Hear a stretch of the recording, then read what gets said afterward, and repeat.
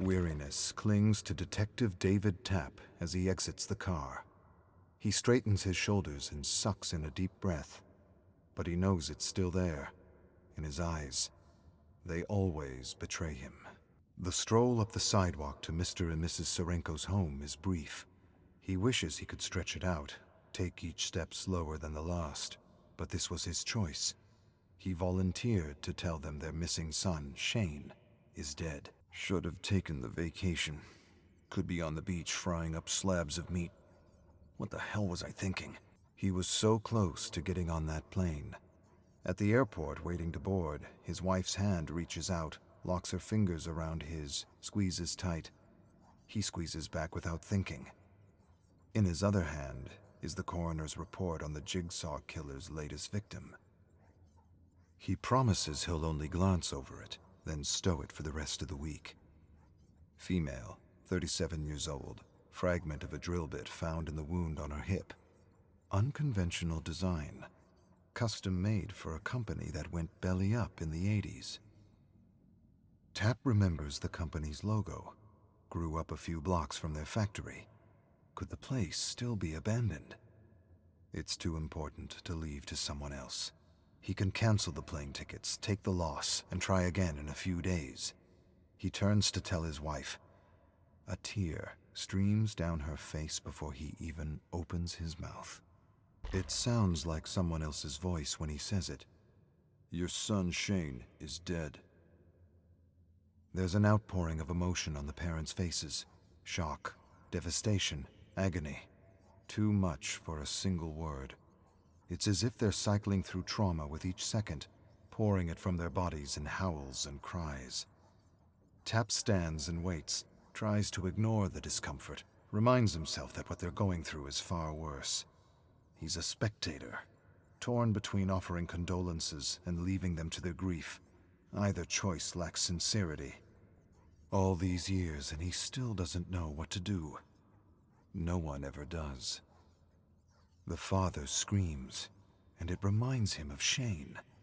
It brings him back to where it started, as memories from hours past take over. He remembers it clearly. He arrives at the factory. It's abandoned. He snoops around, checking for signs of forced entry. 20 minutes pass. No footprints, broken windows, or snapped fences. A nagging doubt starts from the back of his mind and pushes forward. Left your wife behind to trounce around an empty lot in some old-as-shit building? This is one hell of a vacation. There's an apology forming somewhere, but it sounds no different than the past few. Still, better put something together before he heads home. She's had hours to talk to her mom, and that woman will fan the flames just to watch him choke on the smoke. Get some flowers, or too cliché? Yeah. Well past the point of floral arrangements counting as a get-out-of-jail-free card. Anyway, there's no... A sudden noise. A scream? It was barely audible, in a range that makes him question if his mind is playing tricks on him. Hold up. Don't rush this one. Take a close... screw it. He needs to be right about this. Close the case so he can go home, tell her it's over. He's sorry. He messed up. He's a bastard. That's behind him. He'll make it right. Just stick around. He'll make it right. Shoulder up. He takes a running start and slams into a rickety door. Mrs. Serenko asks him to come in and talk over tea. He'd rather find a bar stool and a place to hang his head. Somewhere where only a waitress will interrupt. He wants nothing more than to decline the invitation. Of course, anything I can do. I'm happy to stay and talk. He settles onto a dusty couch, letting his tea go cold on the side table, chai spice. Wife used to make it for him when they started dating. Didn't like it then either, but he'd drink it anyway. It made her happy. Maybe it made him happy too. Hearing the kettle whistle, sipping at a teacup, seemed like the kind of thing married people do. Can't remember when she stopped serving it. Shane's parents smile between tears as they recount stories of their son. Every now and then reality hits and one of them chokes up, excusing him or herself for a minute. Tapp moves his hand alongside his radio, hoping that a voice on the other end requests his help. Mrs. Serenko dabs her eyes as she recalls the last year of Shane's life. Such a gentle boy, that one. He was broken-hearted over his fiancée leaving. Wanted to make things right with her, but never really did. She just kind of got away. And he fell apart, dropped out of college, drifted day to day without a path to stand on. Never really recovered. Stopped living, I guess. Lost that sparkle. Tapp reacts with a consoling look, but inside, he's mentally recording the information for his report. Testing those who have given up on life. It fits Jigsaw's M.O. Shane lost his will and abandoned his future. That's some kind of sin in this madman's book. The sick asshole strapped the poor kid into a trap to teach him a lesson. Discomfort being necessary to mend a broken heart. Could be. At this point, he knows Jigsaw better than he knows anyone. Shit. Anyone. He tries to rattle the thought from his head, finds some other memory to torture himself on. Mrs. Serenko's voice in the background decides for him. Shane. He had the chance to save him, and he blew it. The scene plays over again in his head, beating against his skull like a bad hangover. His eyes adjust to the darkness of the abandoned factory. Slivers of light pierce the gaps in the boarded-up windows. Stale air fills his lungs. He paces forward, moves between a row of shelves, looks to the floor, sees footprints in the thick dust. With a calm, steady movement, he unholsters his gun, stops, listens, waits to see if the intruder will give themselves away. Nothing but silence. Takes another step forward and... Metal screeches on the concrete floor. The shelf beside Tapp leans towards him, looming tall, heavy. Adrenaline takes over. Time appears to slow. For a millisecond, he intercepts a thought intended for his subconscious. Will she cry when they tell her I'm dead? Neurons fire for one singular purpose. Jump, shift weight, push off, extend arms, brace for impact. He hits the ground hard. A deafening crash echoes around him. He looks back to see the shelf collapsed where he was a split second ago, his gun pinned beneath it. Footsteps barrel along the floor. A cloaked figure flees into the shadows. Tapp jumps to his feet and gives chase.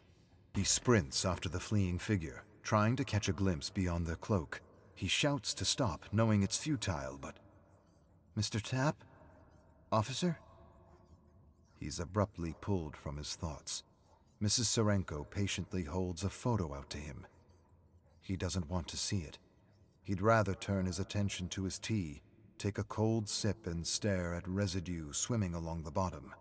He knows he can't. As much as the guilt rises in his throat like bile, he knows he has to play his role in this ritual. He takes the photo. A young Shane dressed for prom smiles at him, a bright, eager grin. But what Tapp sees quickly fades until all that's there is a murdered boy, pain and fear etched onto his face.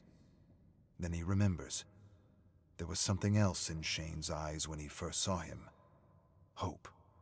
The belief that maybe he would be saved. That one hurts most. Tapp chases the cloaked figure into a dimly lit room, electronic beeps ringing out as he enters. He stumbles, nearly freezing in shock at what's before him. A terrified young man stands 15 feet away, metal hooks piercing his back and arms, keeping him from moving. A jackhammer is propped in front of him, chained and locked to his neck and torso, its tip pointing into the left side of his chest. On the wall behind him is the picture of a heart, broken in two. A timer counts down, 45 seconds. Shane screams, stretching for a ring of keys dangling in front of him, hooks ripping at his back and arms. Blood trickles down his body. Tapp runs to him. Hold on, kid. Breathe. Breathe. Don't move. Tapp grabs the key ring, picks a key at random, shoves it into the lock around Shane's neck, forces it. Nothing. Grabs another. Useless. Hands shake. Looks at the timer. Another one. No luck. Footsteps patter along the concrete. The cloaked figure emerges from the shadows and makes a run for it. There's still time to catch them. Shane screams, his hurried breath making his words incoherent. Tapp looks back to him. Damn, hold still. Almost got you. Another key that won't work. Or was that the one he tried before?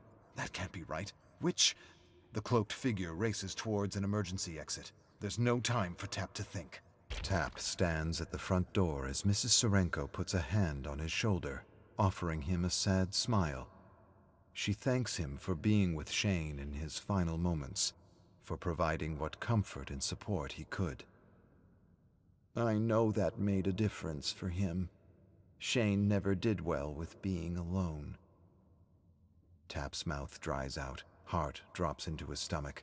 He tries to form a word, but only clears his throat. He nods and hopes that's enough. Pulling his jacket on, he turns, tries to find his footing as he paces away from the house, the walk longer than he remembers.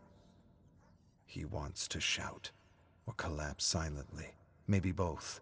He reaches for his phone, scrolls to his wife's number. This was the routine. Call her. Tell her it was a rough night. He'd bring home ramen, maybe some beer, stay up, talk, watch reruns on TV, wake up on the couch wondering who fell asleep first. His thumb hovers over the send button, but he can't bring himself to press it. Too late for that. No matter where she is, she's gone. Long gone. Just him and Jigsaw now. The realization shakes him. The burden pushes down, unconfessed, unconsoled. Without her, the memory of what really happened to Shane burrows in and festers.